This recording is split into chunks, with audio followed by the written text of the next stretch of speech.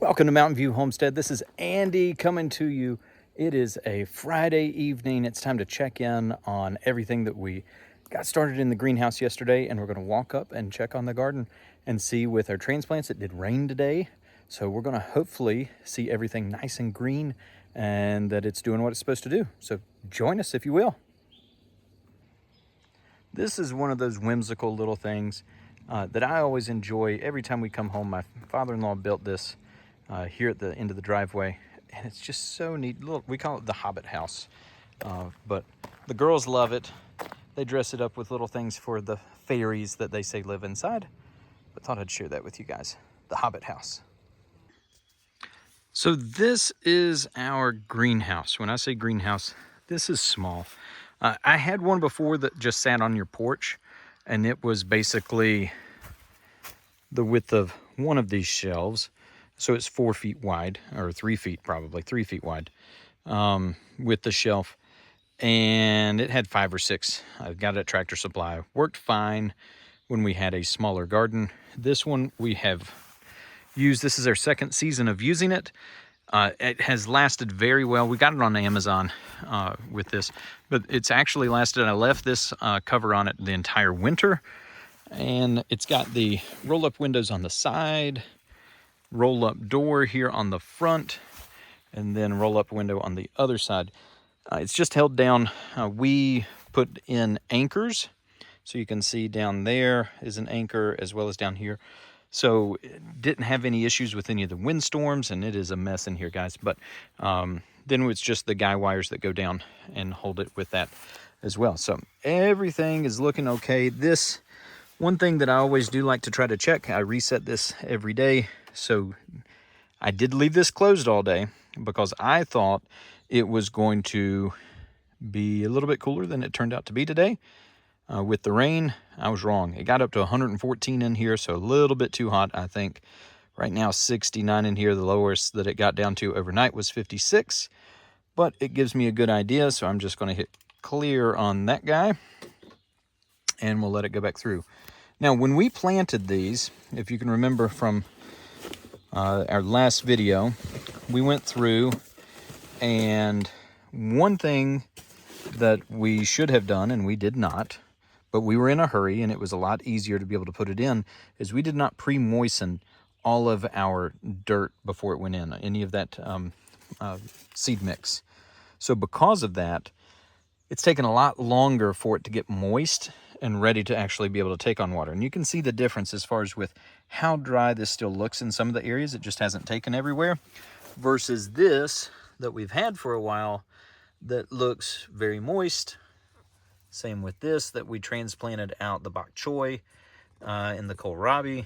Still have the okra that's in there remaining and a little bit of the stragglers. But this is what I said that I do, is I just rotate these trays as they're going through, and the reason is because you can see there's still standing water in there, that it has not wicked all the way up, and this soil is still dry. If it's dry, it's not moist everywhere. We can see that's kind of moist there. So I'm going to go through, and even though there's lots of water in the bottom, it's not wicking up through it. And if it's not wicking up through it, unfortunately, it's not really doing a whole lot to help that seed. So I'm going to go through with the watering can. I'll probably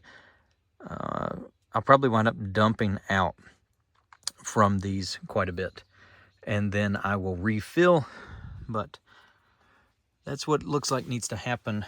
This one I'm okay with. That one mostly okay with. This one's starting to take. So what I'm noticing is just that some of these have done better than others. And unfortunately, that means extra work for us, but we will make it happen with that tiny little watering can. I had water run down here last year, and it's not that far from the house to here.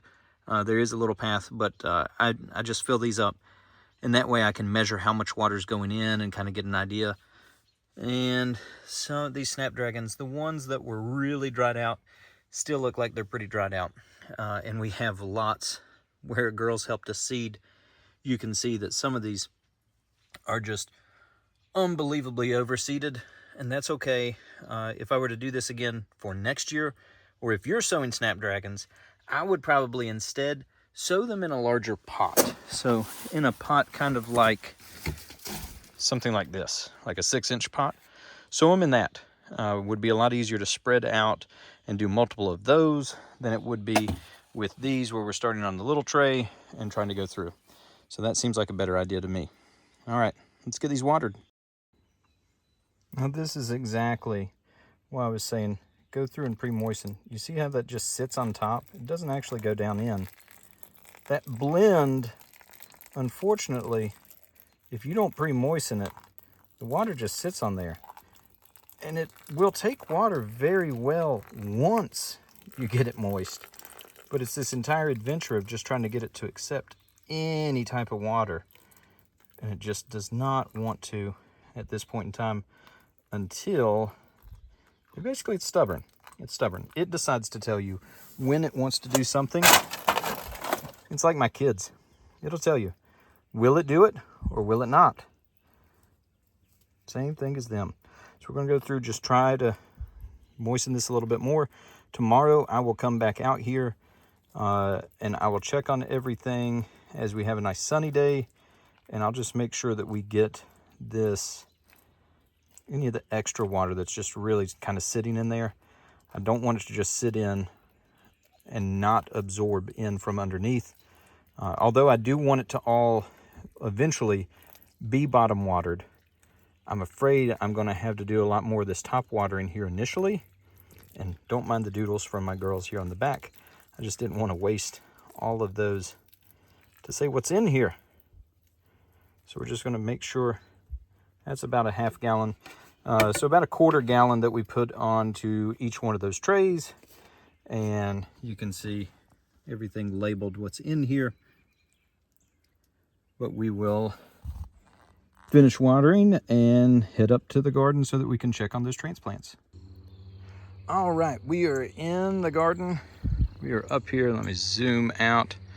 So up here, for those of you that are new, roughly 40 feet by 100 feet with this garden. We've got it fenced in polywire, electric polywire. I will do a separate video here in the near future going over the entire setup with this because I am getting ready to put new polywire up. I'm going to redo just the gate right here to be a little bit easier for my wife to get in and out when I'm not with her. But we will be getting all of that set up, and when I restring everything, you guys are going to come along with me. I'm going to show you everything that we did. We've tried a lot of different stuff to keep the deer away, and you can see we are right here against the woods. There's roughly 18 acres that were right here nearby to us that are wooded in this little bit that's cleared. So a lot to be able to keep up. All right, so let's see how we're doing after watering yesterday and then the rain today. These are 2 cabbage that we bought from the store. I forgot to start cabbage seed. So we're just doing 2 cabbage. We'll probably buy some more, but that's all that we've got out right now that's in that row. And you can see with this row, I was not able to get the tiller all the way down. Just with the pitch of everything, it's right here, it kind of drops off, and I didn't want it to get into the fence, and I did not want to take all of that fence down because I had not ordered my new wire yet. So I'm going to come back through here with the tiller that day that I have everything up and just clean it up. I'm going to have to go through with the string trimmer and just knock everything down because I don't want this grass, it's already to seed. I don't want it to come over here and make a bigger mess. And you can see with their onions, those were the first thing that went in, and we got to go through and weed those here this next week. So that is going to be the project for this week. As we come through here, originally we planted kale here. You can't see it with that, but that sign says kale. That's not what's there now. That is cauliflower. So we replaced with cauliflower. 1, 2, 3, 4, 5, 6, 7, 8, 9, 10, 11, 12 cauliflower that are right here in this row. Our strawberries from last year, we let overwinter in these, and I was very surprised to see them come back. We were just going to throw these bags away, but I left them. I guess in this case, that putting it off worked out in their favor. But let's come down through here. All of those cauliflower, those look good. Then we get into broccoli. Broccoli, we bought these, so I thought it was a pack of 6, but they were only 5. That's okay. We've got those that are out, and then we skip down. Again, this was originally kale. I think that might be some kale that's coming in right there, and that definitely looks like some right there, but we will see. I'll just let it go, and if it comes up, awesome. If not, that's okay. I think all of this appears to be sunflowers, and all of these are volunteer sunflowers. We grew sunflowers in this area last year, and I think they're all going to come back early. So we might be in for a surprise with sunflowers. That's one thing I did not think of when we planted those, that when they went to seed and fell, we're going to have a whole lot of that to be able to deal with. All of our potatoes are coming up. We have some companion plants of flowers through here, and then our onions that we bought as sets that are coming through. And we did the sets this year versus the little bulbs that we tried last year. The bulbs grew, but they basically grew and went to seed, as opposed to growing a nice big head for us. And I would much rather have the big onion bulb than I would a beautiful onion flower. So we will do this. I'm going to have to come through and add soil on top of our potatoes. And since we have this kind of wide row here of the onions, then the flowers, and then the potatoes, I'm going to have to shovel it from here, almost like a terrace, up onto it.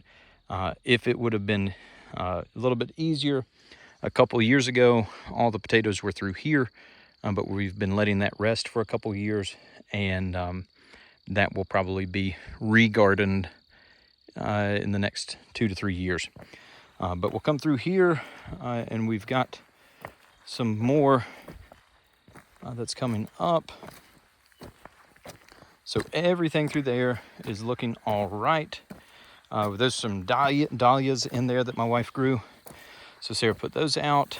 And then if we come down along through here, this is radish and beets for this row. And a lot of this was right on the edge before I tilled this part. And I think that some of that got overcovered, but I'm hopeful. It does look like we've got some stuff coming up. And I think that is going to be our radish, because down here on the end were beets. And we will be able to enjoy some of those, but I'm going to go through and reseed those this week as well. So radish and beets, I'll be putting more out. Here, as you guys joined last time, that's with our remaining cauliflower that we put out. And then we've got our lone broccoli right there in the middle. There's our lone broccoli that we grew from seed. And then our kohlrabi and bok choy down along through here. So the kohlrabi and the bok choy, everything's looking great. So I'm very, very happy to see with that. As we move up here, so we skip through here in the middle, that's not being used yet. This near area will hopefully be sweet potatoes this year. So sweet potatoes, we did green beans in this area last year, so we'll do sweet potatoes here.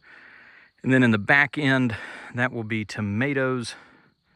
And then I've still got to map out, we're adding in doing corn again this year. I would rather have corn as a square, not as a row, just so that it will grow better, and we will check with that. Lettuce is coming up. So that lettuce is coming up. We've also got it in these old planters that we had from our deck quite a few years ago. And it looks like the winner so far is this black seeded Simpson lettuce from Southern Exposure Seed Exchange. That looks to be the winner at the moment of everything that's going on. And then lastly are our peas that will trellis up on here, and then we will pull those later on. The last cattle panel over here will be cucumbers, which we will be growing, and we will put in where the peas are. We will probably come back in and plant behind those, either with cucumbers or beans. Just depends on how far along everything is with that. So that is where we are so far with the garden. So lots of good progress, seeing everything that seems to be taking root. The rain really helps stuff out. I'm excited to be able to get going, but I'm also looking at it knowing how much work we've got ahead of us for the rest of the year, and to get all of the rest of this stuff out. So I appreciate you guys joining along as we do this. If you enjoyed this episode, be sure to like it, share, subscribe, hit that notification bell so that you know every time that we post a video.